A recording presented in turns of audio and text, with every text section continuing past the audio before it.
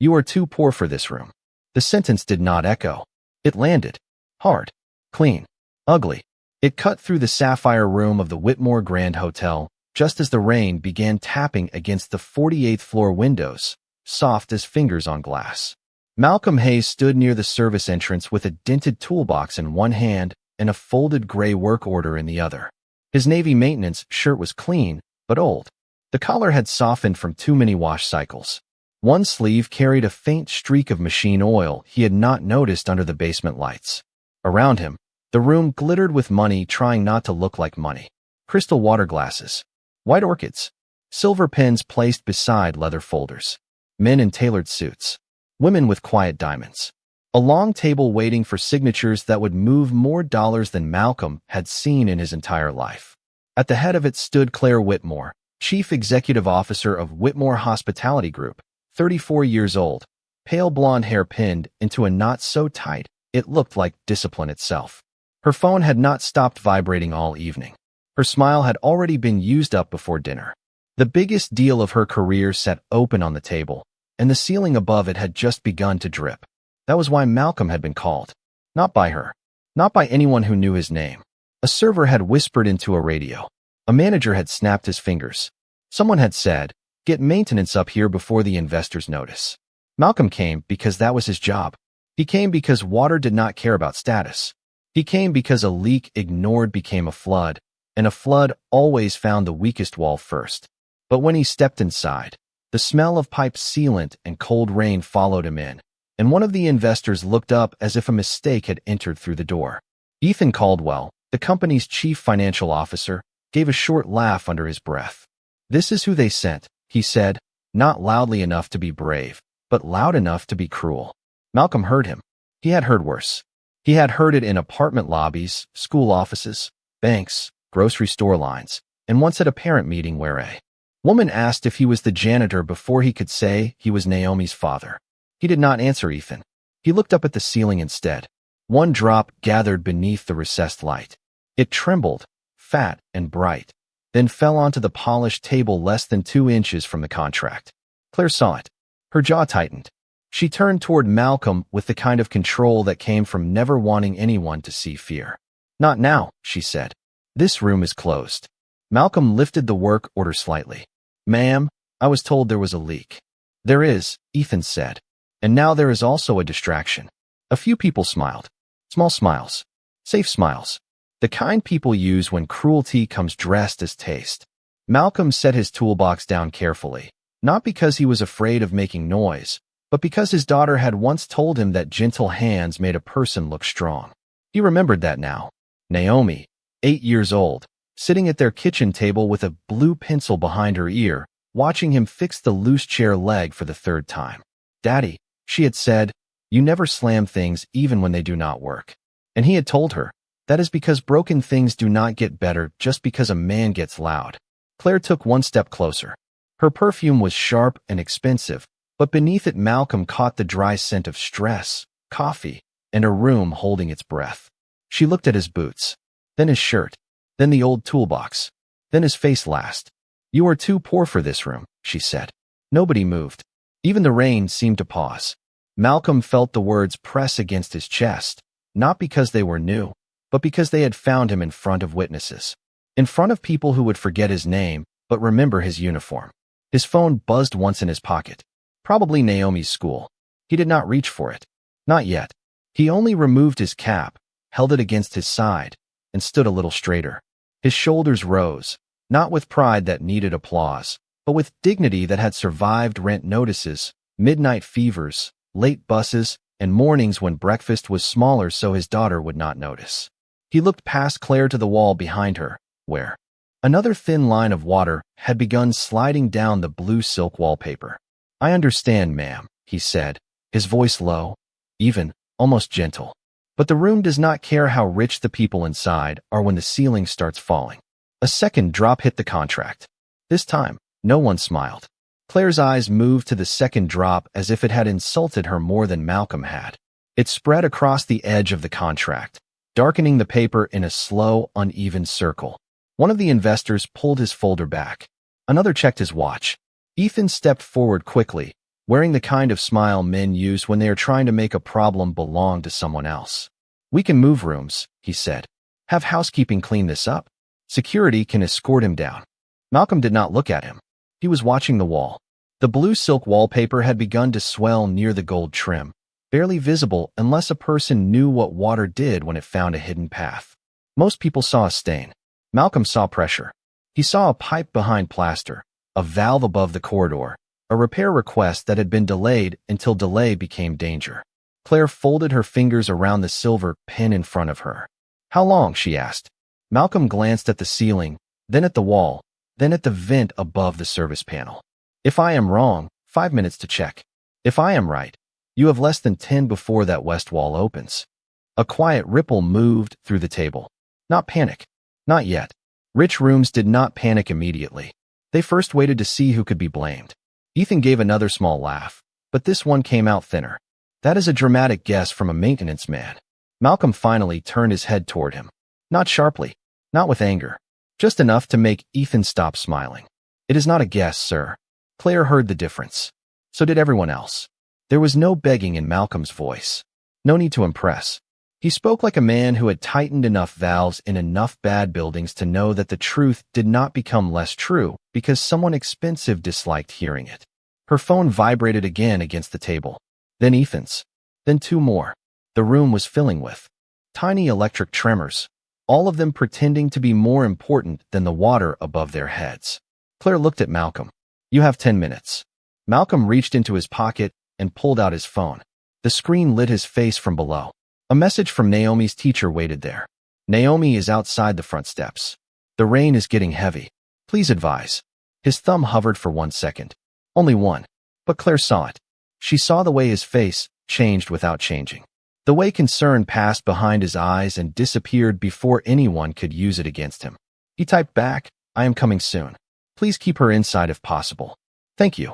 Then he slid the phone away. "No, ma'am," he said. "I have 7.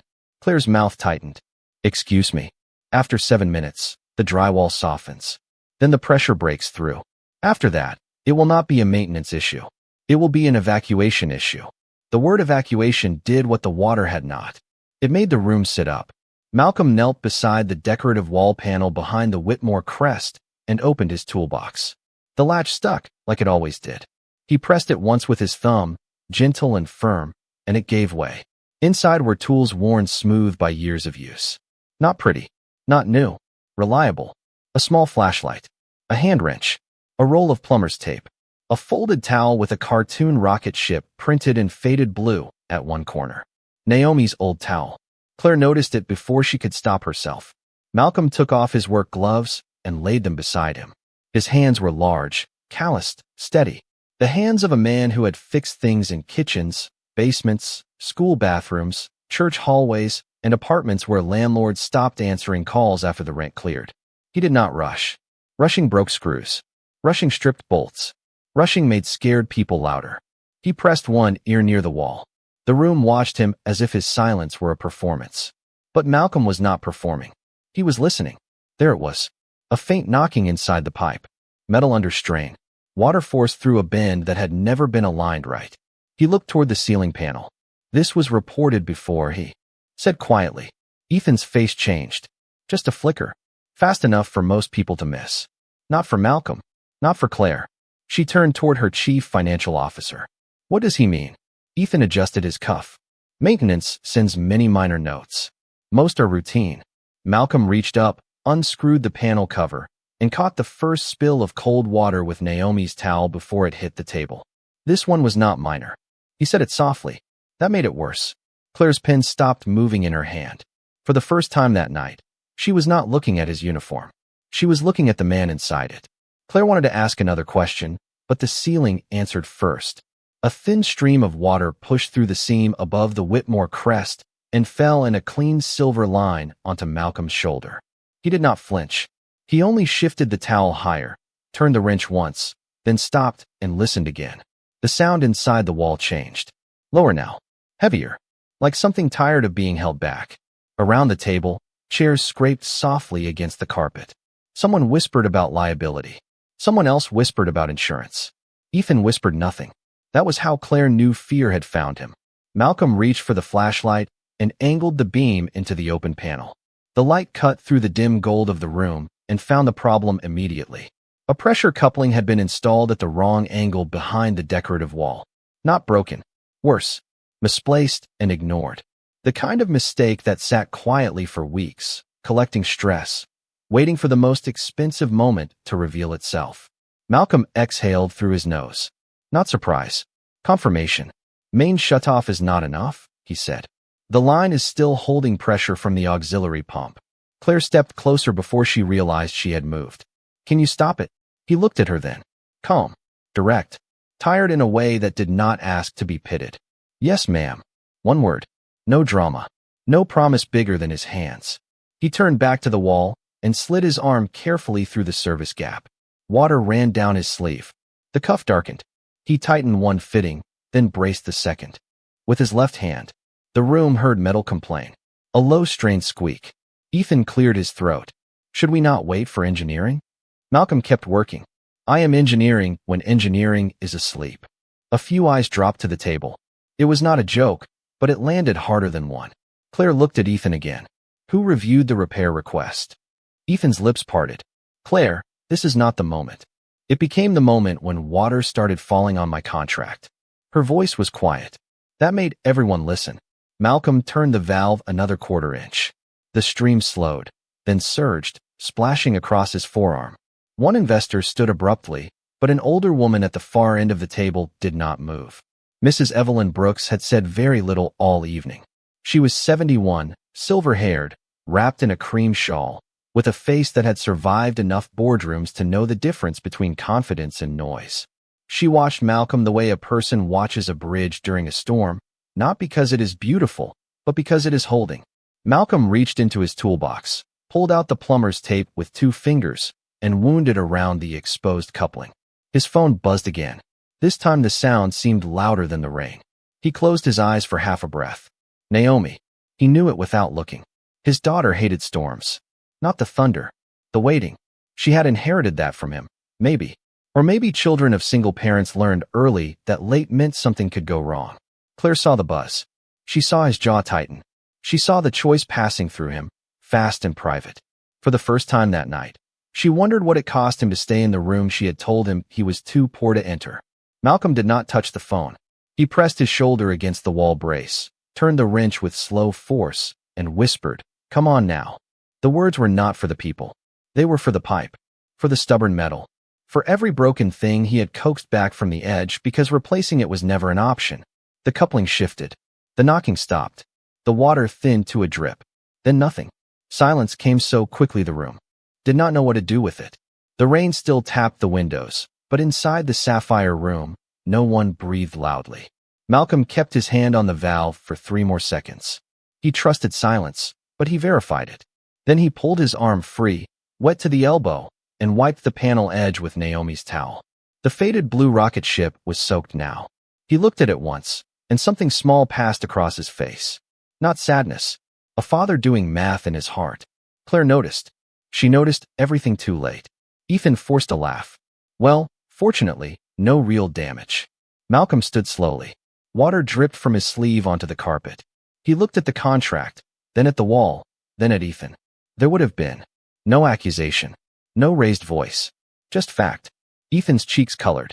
Claire picked up her phone and opened the maintenance log herself. Her fingers moved fast. 3 weeks of ignored alerts. 2 budget deferrals. 1 note marked non-essential.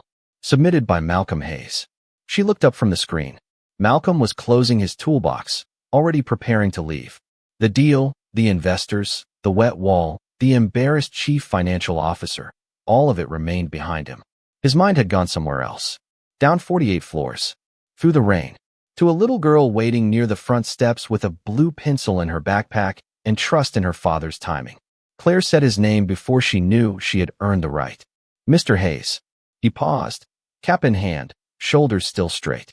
She swallowed. The apology was there. Heavy. Unfamiliar. But before she could shape it, the glass door opened at the far side of the room, and Rosa Martinez stepped in, breathless from the elevator, rain on her cardigan, one hand holding a small backpack with a blue keychain.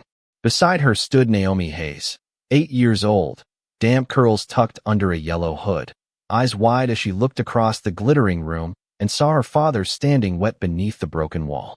For 1 second, Malcolm forgot the room. He forgot the investors, the wet carpet, the open wall, the woman who had insulted him, and the man who had laughed.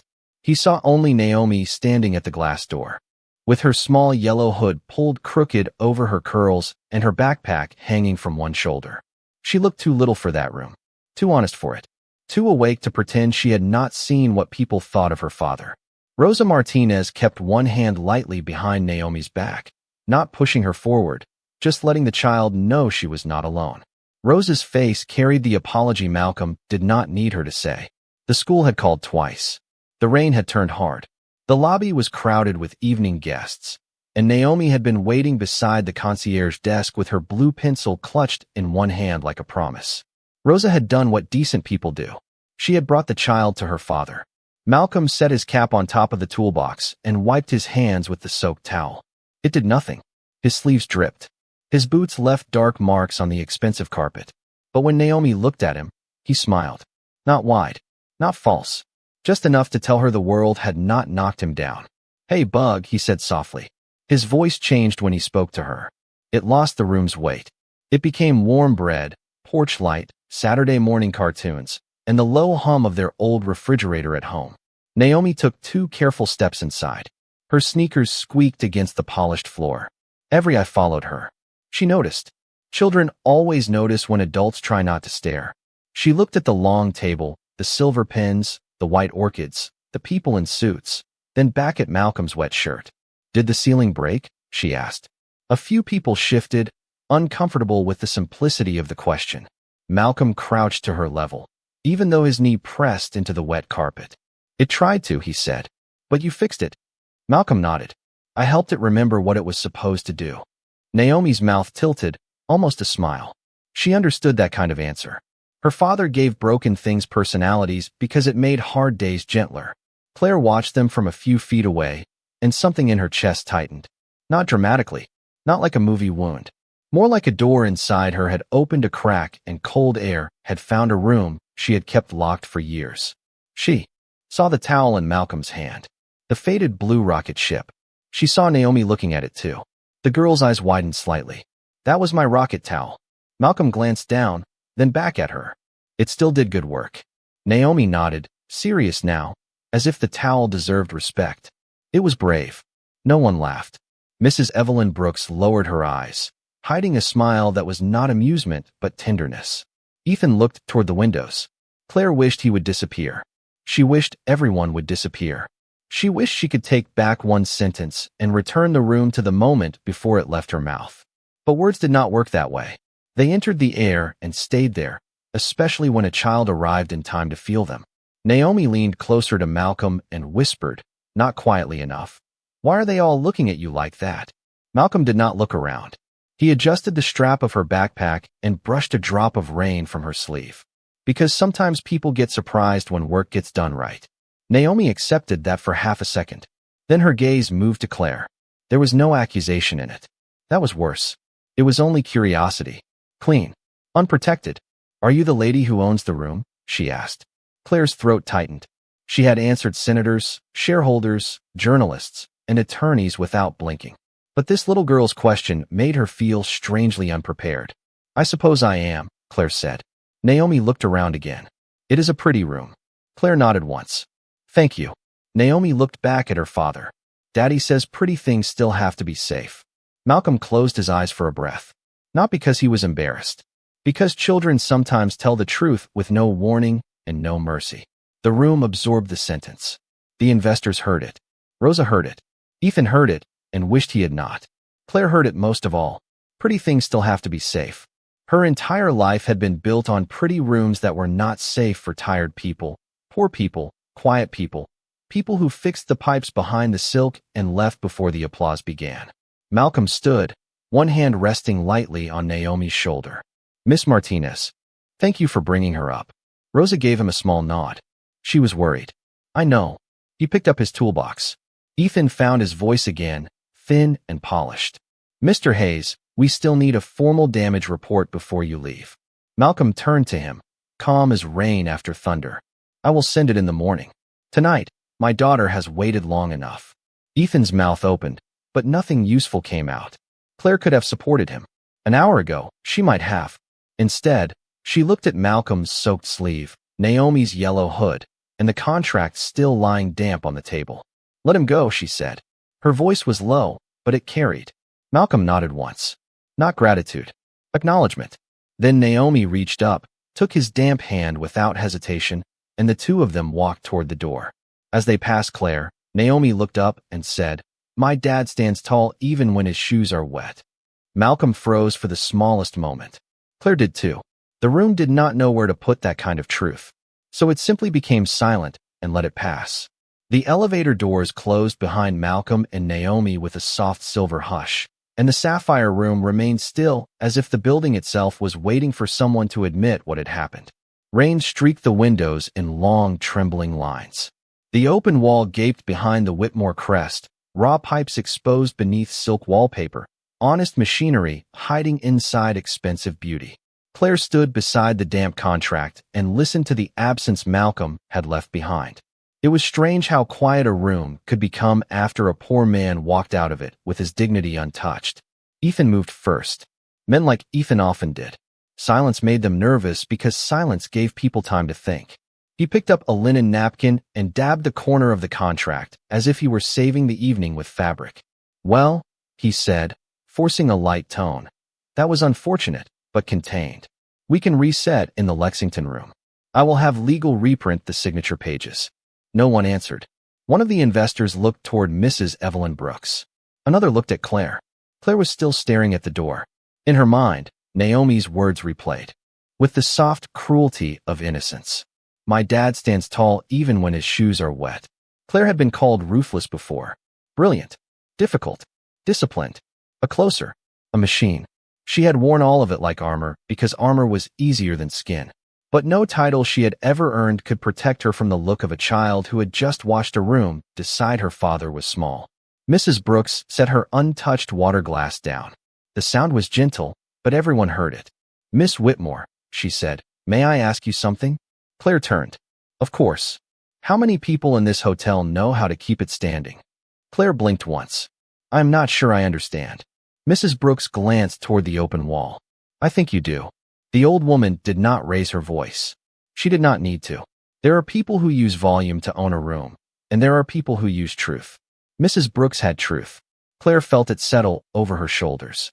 Ethan gave a polite laugh that failed halfway through. Evelyn, with respect, we all appreciate the maintenance response, but this is a business matter. The issue now is continuity. Mrs. Brooks looked at him the way one might look at a cracked teacup pretending to be crystal. Continuity is exactly the issue, Mr. Caldwell. A man submitted warnings for 3 weeks. They were ignored. Then he was insulted in front of investors for entering the room he was called to save. Ethan's face tightened. That is not a fair characterization. Claire picked up her tablet. Her fingers moved across the maintenance database. She opened the first report, submitted by Malcolm Hayes. Possible pressure irregularity behind Sapphire Room West Wall. Recommend immediate inspection before high occupancy event. She opened the second. Moisture reading above normal. Decorative panel, maybe concealing pipe stress. Recommend access before scheduled executive dinner. She opened the third. Urgent. Auxiliary pump pressure inconsistent. Risk of interior wall failure if not addressed. Each note was plain. Professional. Specific. Each one had been deferred. Budget review. Cosmetic priority low. Revisit next quarter. Claire looked at Ethan. You marked these non-essential. He straightened. Based on the information available and cost controls. The information was available. Claire, every department wants money. You know that. If we approved every maintenance concern, we would be renovating the entire property every month. He said the wall would fail. Ethan lowered his voice. He is maintenance. The words came out before he could dress them better. They hung there. Not as loud as Claire's insult had been, but made from the same material. Claire heard that. So did everyone. She looked at the damp table, the exposed pipe, the blue wallpaper swelling at the edges. Then she looked at the chair where Malcolm had never been invited to sit. Something inside her shifted again, not soft enough to be comfort, not sharp enough to be anger. Responsibility, perhaps, the kind that arrived late and demanded back pay. No, she said quietly. Ethan frowned. No what? Claire closed the tablet. No reprint. No room change. No signature tonight. A low murmur passed through the investors. Ethan's eyes widened. Claire, that would be a serious mistake. She looked at him fully now. The mistake already happened. I am deciding whether to keep making it. Mrs. Brooks watched her, expression unreadable. Claire turned to the table. Her voice steadied. But something human had entered it. Something less polished and more difficult to control. Ladies and gentlemen, I invited you here to show you a flawless hotel. Instead, you saw what happens when a company makes the people behind the walls invisible. I will not ask you to sign a partnership tonight while pretending that is not true. No one spoke. In the hallway, far beyond the glass, Malcolm and Naomi were gone. But the shape of his standing remained. Some people leave a room and take nothing. Some people leave a room and remove every excuse from it. Outside the sapphire room, the hallway felt colder than before. Malcolm walked with Naomi's small hand tucked inside his, the toolbox knocking softly against his leg with each step. The elevator had taken them down from the glittering floor to the service level, where the carpet ended, the lights hummed louder, and the building stopped pretending it did not have bones. Naomi stayed quiet. That worried him more than questions would have. Children asked questions when they felt safe. When they went silent, they were busy building their own answers. Rosa followed a few paces behind them until they reached the employee lockers. I can drive you both home, she offered. Malcolm shook his head gently. We will take the train. You have done enough tonight. Rosa looked at Naomi, then back at him. Malcolm. He knew that tone. It was the tone people used when they wanted to help, but did not want to make a proud man feel cornered. He gave her a tired smile. Really? Thank you. Rosa did not push. Good people knew when kindness needed space. She touched Naomi's shoulder lightly and said, You were very brave coming upstairs. Naomi looked down at her wet sneakers. Daddy was working. Rosa's face softened. Yes, he was. Then she left them alone beneath the pale break room lights. Malcolm opened his locker and pulled out his old brown jacket. It was not warm enough for a Chicago storm, but it was dry. He wrapped it around Naomi first. She protested with a small sound. Daddy, you are wet. I am also bigger, he said. That means I get to be colder. That does not make sense. Most father rules do not. That earned him half a smile. Enough to keep him standing. He changed out of his soaked shirt in the restroom, dried his arms with paper towels, and put on a plain gray sweatshirt he kept for emergencies. When he came back, Naomi was sitting on the bench, holding the blue rocket towel in both hands. Someone must have placed it on top of the toolbox. It was still damp, folded badly, stained at one corner from pipe water. She smoothed it across her lap like a flag after a long day. It is ruined, she said. Malcolm sat beside her. The bench creaked under his weight. Maybe. It was from my space camp picnic. I remember.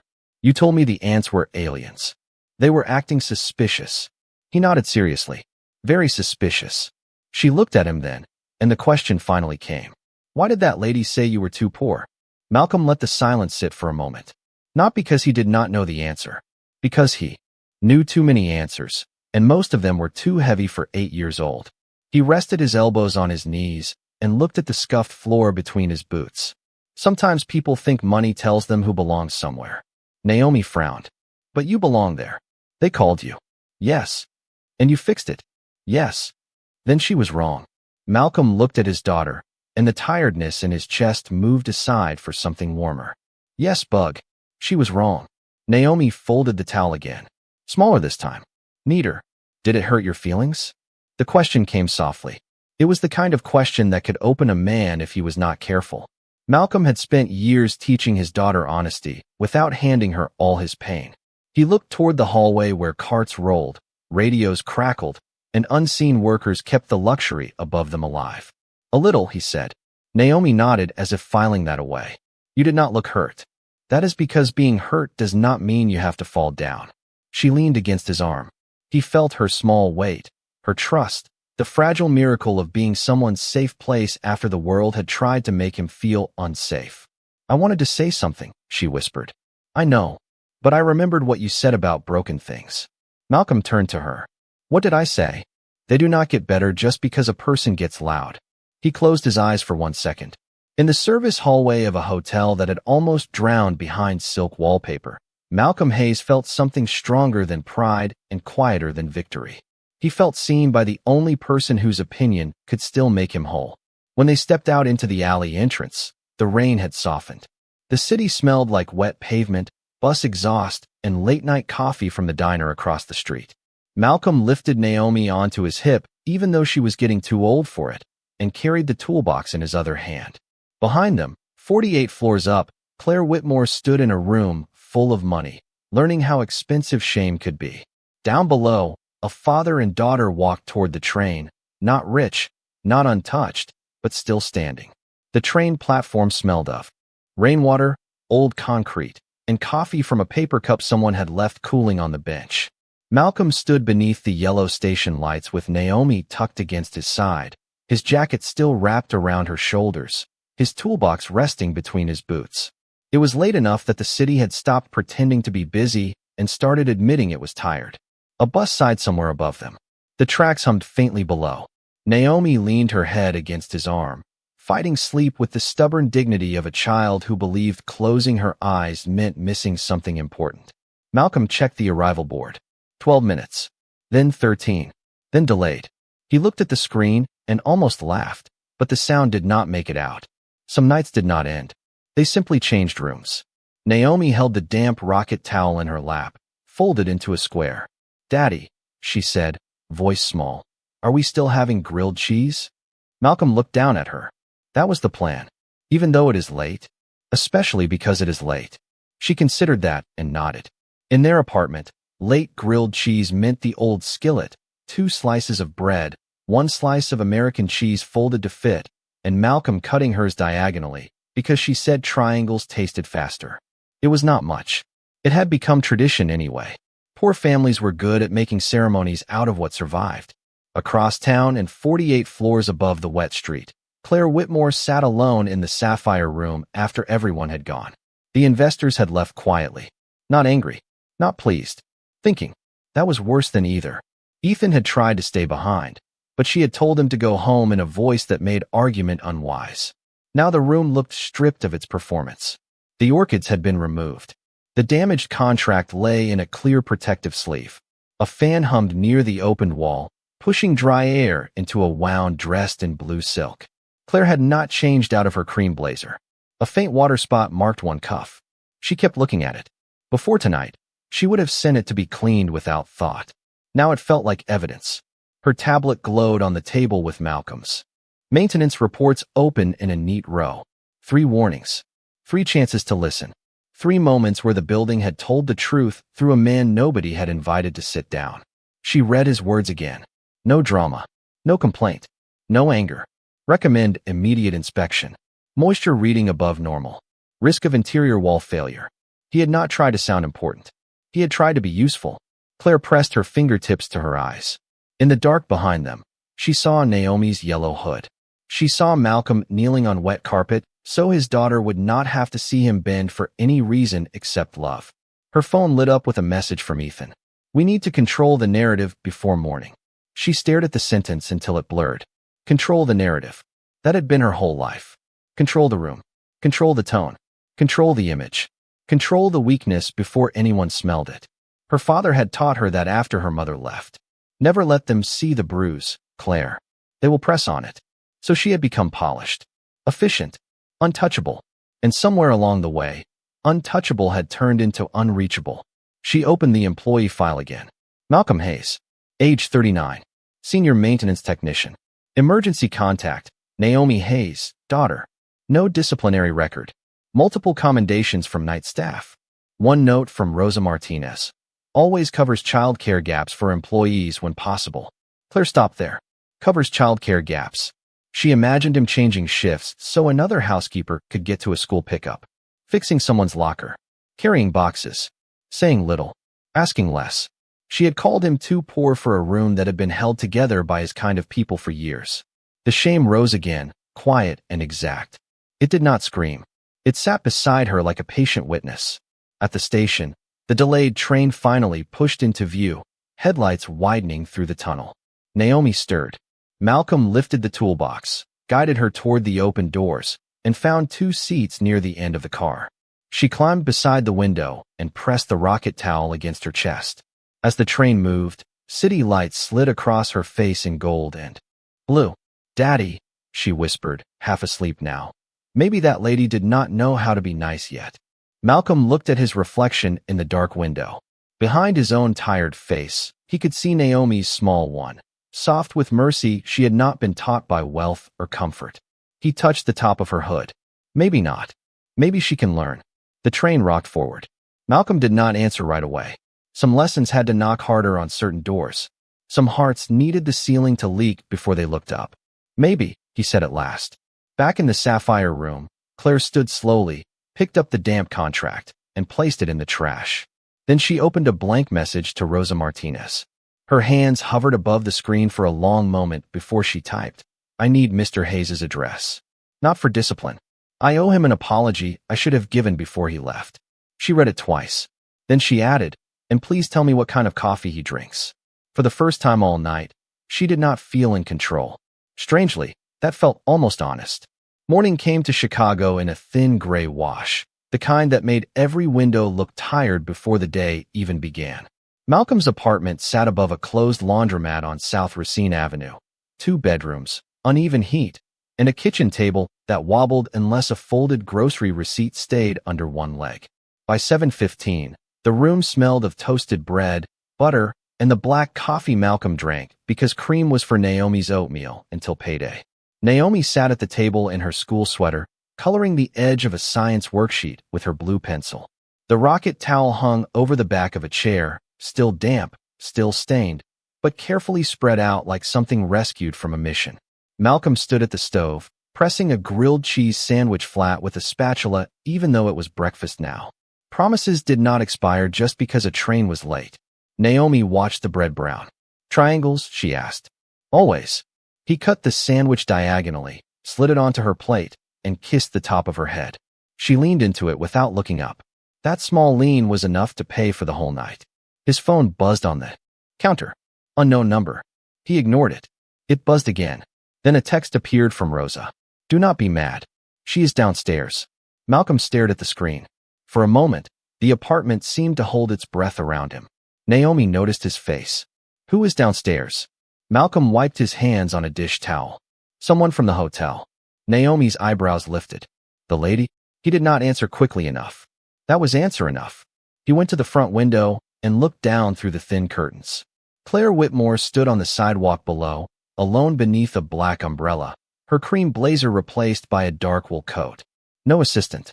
No driver standing at attention. No polished entourage to make apology look like business. Just Claire, rain tapping against the umbrella, holding a paper coffee tray in one hand and a folder tucked beneath her arm. She looked smaller from 2 floors up. Not weak. Just human-sized. Malcolm opened the downstairs door 3 minutes later. He had put on his work boots, but not his uniform. The difference mattered. Claire noticed it. She also noticed he did not invite her in. Not yet. They stood in the narrow entryway that smelled faintly of detergent from the laundromat below and cinnamon from someone's breakfast upstairs. Her hands tightened around the coffee tray. "Mr. Hayes," she said. "Good morning." His voice was calm. "Miss Whitmore." She glanced toward the stairs, then back at him. "I asked Rosa what coffee you drink. She said black, no sugar." Malcolm looked at the tray. "That is true. I brought one for you. Coffee does not fix what happened." Claire lowered her eyes. "Not far. Just enough." "No, it does not." The honesty landed between them, quiet and unexpected. Malcolm waited. He had learned a long time ago that silence told him more than a speech. Claire took a breath. "I came because I said something cruel. Not careless. Cruel. And I said it in a room full of people who were ready to believe it." Her voice did not shake, but it had lost its boardroom shine. "You were there because we needed you. You warned us before it became a crisis. We ignored you. Then I insulted you for showing up to protect the very room I thought made me important." Upstairs, Naomi crept to the landing in sock feet, still holding half of her grilled cheese. Malcolm knew she was there without turning. Fathers developed that kind of hearing. Claire saw his eyes shift, and when she looked up, Naomi froze. For a second, no one moved. Then Claire crouched slightly, not too close, not too sweet, not performing softness she had not earned. "Naomi," she said gently, "I owe your father an apology. And I owe you one too, because you had to hear something no child should hear about someone they love." Naomi looked at Malcolm first. He gave the smallest nod. She looked back at Claire. "Did you mean it?" The question had no decoration. Claire absorbed it. "Last night, I thought I did. This morning, I am ashamed that I ever could." Naomi considered that while chewing slowly. Then she said, "Daddy says learning is what happens after wrong feels bad." Malcolm closed his eyes for a breath. Claire looked at him, and something like humility moved across her face. "Your daddy is right." She held out the folder, not like a gift, not like a command, but like evidence. "This is not payment. It is every report you filed, printed with my notes. I am reopening the safety division today. I want you to lead it. Not because you saved my deal. Because you saw what everyone else was paid not to see." Malcolm did not take the folder yet. He looked at the coffee, then at the stairs, then at Claire. "Is this an offer?" he asked. "Or a way to make yourself feel better?" Claire stood very still. Rain ticked softly against the umbrella outside. "I hoped it would be an offer," she said. "But I understand if first it has to be proof." Malcolm looked at the folder for a long time before he touched it. Not because he wanted the title badly. He did. A job like that could mean fewer night shifts, better health insurance, maybe a bedroom heater that did not cough itself awake every January. It could mean Naomi would stop pretending her sneakers still fit. But a man who has been underestimated for years learns to inspect kindness the way he inspects old pipes. Pressure first, weak spot second, then the truth. "Proof takes time," he said. Claire nodded. "I know. And if I take that position, I will not be decoration for your apology. No, I will not sign off on unsafe work because it protects a budget. I would not ask you to." Malcolm's eyes stayed on hers. "People say that on porches in the rain. They forget it in boardrooms." Claire accepted the sentence without defense. That mattered more than any promise she could have made. Upstairs, Naomi shifted on the landing, still listening with the open seriousness of a child who knew this moment might change the shape of dinner tables and school mornings. Malcolm finally took the folder. He opened it and saw his own reports marked in Claire's handwriting. Not dismissed, not corrected. Read. Under the final urgent note, she had written one line in blue ink. "We failed because we stopped hearing the people closest to the truth." His throat tightened before he could stop it. He closed the folder gently. "I will come in tomorrow," he said. "To talk, not to accept." Claire let out a breath that was almost a smile, but not quite. "That is fair." Naomi came down 2 steps. "Does that mean Daddy gets a better office?" Malcolm turned. "It means Daddy gets a conversation." Naomi looked at Claire. "Can it have a chair?" The question landed soft, but not small. Claire looked at Malcolm, then back at the little girl. "Yes," she said. "It can have a chair." Malcolm almost smiled then. Almost. The next morning, he returned to the Whitmore Grand wearing his cleanest shirt and the same old boots. Rosa met him in the lobby with coffee and eyes bright enough to embarrass him. The security guard who usually nodded without seeing him stood a little straighter. Word had traveled, as it always did in buildings where the walls heard more than the executives. Claire was waiting not in the Sapphire Room, but in the maintenance office 2 floors below ground. No orchids, no silver pens, just old schematics, humming lights, and a round table with 4 chairs. One of them was already pulled out for him. That was where the real work began. Not with a grand speech, not with a miracle promotion, with inspection lists, employee names, deferred repairs, shift schedules that finally considered the lives attached to them. Ethan Caldwell resigned before lunch. Mrs. Evelyn Brooks signed the partnership a week later, after Claire added a worker safety clause strong enough to make the lawyers sweat.